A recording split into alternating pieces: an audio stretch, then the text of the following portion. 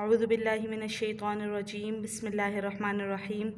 عزیز طالبات، آپ جانتی ہیں کہ ہم نے پچھلے درس میں باب تفاعل کے بارے میں پڑھا تھا اور آپ کو یہ 2 تدریبات حل کرنے کے لیے دی تھیں۔ آپ ان تدریبات کو چیک کر لیں۔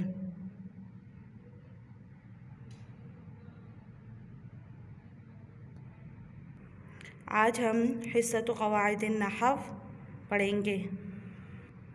الدرس الاول کھولیں، صفحہ نمبر 52 الجملۃ المفیدہ۔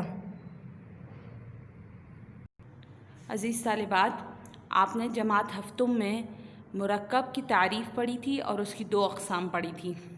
آپ نے پڑھا تھا کہ مرکب 2 یا 2 سے زائد کلمات کے مجموعے کو کہتے ہیں، اور مرکب تام اسے کہتے ہیں جس سے پوری بات سمجھ میں آ جائے، اور مرکب ناقص اسے کہتے ہیں جس سے پوری بات سمجھ میں نہ آئے اگرچہ اس میں 2 یا 2 سے زائد الفاظ ہوں۔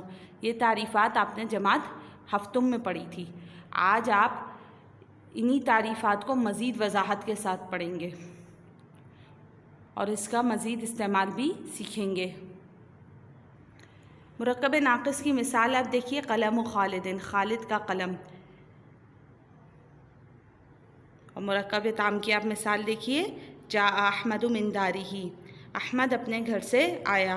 اس جملے سے تو پوری بات سمجھ میں آ رہی ہے کہ احمد اپنے گھر سے آیا، لیکن قلم و خالدین سے پوری بات سمجھ میں نہیں آ رہی۔ مرکب تام سے یہ بات بھی معلوم ہونی چاہیے کہ کیا بات ہو رہی ہے، اور یہ بھی معلوم ہونا چاہیے کہ کس کے بارے میں بات ہو رہی ہے۔ یہ دونوں چیزیں معلوم ہونا ضروری ہے۔ اگر یہ دونوں چیزیں معلوم نہ ہو رہی ہوں تو وہ مرکب تام نہیں ہوگا۔ اور اسی طرح مرکب تام سے کوئی خبر، کوئی حکم یا کوئی خواہش معلوم ہوتی ہے۔ جیسے جو مثال دی ہوئی، جاء احمد من دارہ، احمد اپنے گھر سے آیا، اس میں ایک بات کی خبر دی جا رہی ہے۔ یہ بھی بتایا جا رہا ہے کہ آنے والا کون ہے، احمد، اور یہ بھی بتایا جا رہا ہے کہ وہ اپنے گھر سے آیا ہے۔ تو اس جملے میں خبر دی جا رہی ہے کہ احمد اپنے گھر سے آیا ہے۔ دوسری مثال ہے اقطف الورد، پھول توڑو۔ اس میں حکم دیا جا رہا ہے، اپنے مخاطب کو حکم دیا جا رہا ہے کہ تم پھول توڑو۔ اسی طرح ایک مثال ہے یہ لیت الجو نظیف، یہ خواہش کی مثال ہے، کاش کہ موسم خوشگوار ہو، یعنی اس بات کی خواہش کی جا رہی ہے کہ موسم خوشگوار ہو۔ اب آپ کتاب میں شروع میں دیکھیں، مختلف مثالیں دی گئی ہیں۔ پہلی مثال دیکھیے، الحدیقۃ واسعۃ، باغ کشادہ ہے۔ اس میں یہ بتایا جا رہا ہے کہ بات کس کے بارے میں ہو رہی ہے، باغ کے بارے میں، اور کیا بات ہو رہی ہے کہ وہ کشادہ ہے۔ تو یہ جملہ خبریہ کی مثال ہے، یعنی اس مرکب میں کسی بات کی خبر دی جا رہی ہے۔ قطف محمد زہرۃ، محمد نے پھول توڑا، اس میں بھی خبر دی جا رہی ہے۔ اترک المزاح، مزاح کو چھوڑ دو، ترک کر دو، اس میں حکم دیا جا رہا ہے۔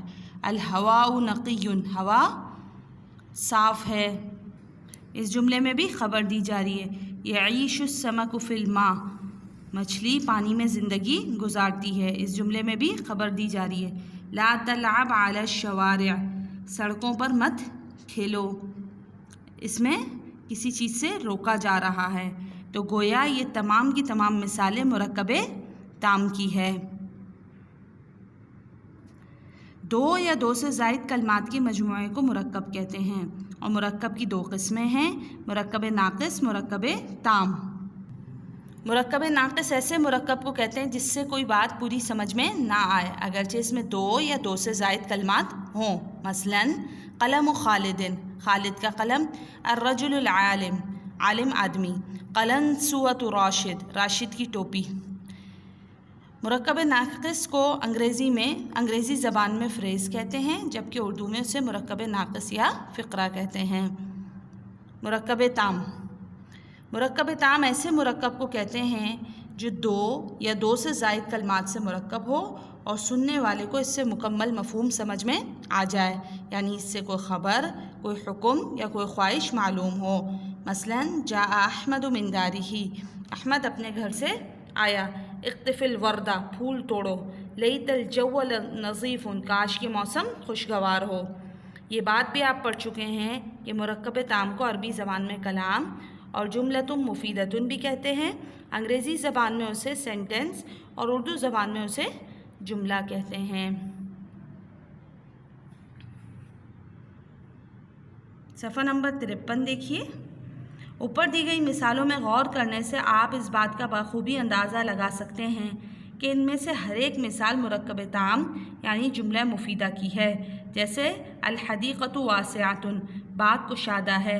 یہ جملہ 2 کلمات اجزاء پر مشتمل ہے اور اس جملے کے ذریعے ایک باغ کے بارے میں خبر دی جا رہی ہے کہ وہ کشادہ ہے۔ اس بات کے اختتام پر سننے والے کو ایک مکمل خبر کا علم ہوا، یعنی اسے معلوم ہوا کہ بات کس کے بارے میں ہو رہی ہے اور یہ بھی معلوم ہوا کہ کیا بات ہو رہی ہے۔ اس وضاحت سے اتنی بات معلوم ہوئی کہ مرکب کے مفید ہونے کے لیے یہ بھی ضروری ہے کہ جس کے بارے میں بات ہو رہی ہو وہ بھی معلوم ہو اور جو بات ہو رہی ہو وہ بھی معلوم ہو۔ اگر ان دونوں میں سے کوئی ایک بات بھی معلوم نہ ہو تو ایسے مرکب کو مرکب تام اور جملہ مفیدہ نہیں کہیں گے۔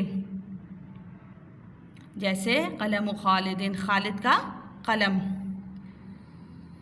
یہ مثال باوجود مرکب ہونے کے جملہ مفیدہ نہیں ہے، کیونکہ اس سے اتنی بات کا تو علم ہو رہا ہے کہ خالد کے قلم کے بارے میں کچھ بتایا جا رہا ہے، لیکن کیا بتایا جا رہا ہے اس کا کوئی ذکر نہیں۔ البتہ بعض اوقات مرکب ناقص کے آخر میں کسی لفظ کا اضافہ کر دینے سے وہ مرکب تام بن جاتا ہے۔ جیسے آپ دیکھیں قلم خالد، خالد کا قلم، اس سے یہ بات تو سمجھ میں آ رہی ہے کہ بات خالد کے قلم کے بارے میں بات ہو رہی ہے، لیکن یہ نہیں سمجھ میں آ رہا کہ کیا بات ہو رہی ہے۔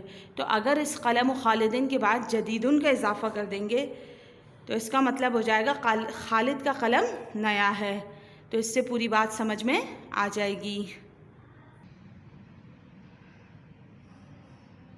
البتہ اگر اس مرکب کے ساتھ کسی ایسے لفظ کا اضافہ کر دیا جائے جس سے یہ معلوم ہو جائے کہ خالد کے قلم کے بارے میں کیا بتایا جا رہا ہے، جیسے ہم کہیں قلم خالد جدید، خالد کا قلم نیا ہے، تو یہ مرکب تام اور جملہ مفیدہ بن جائے گا۔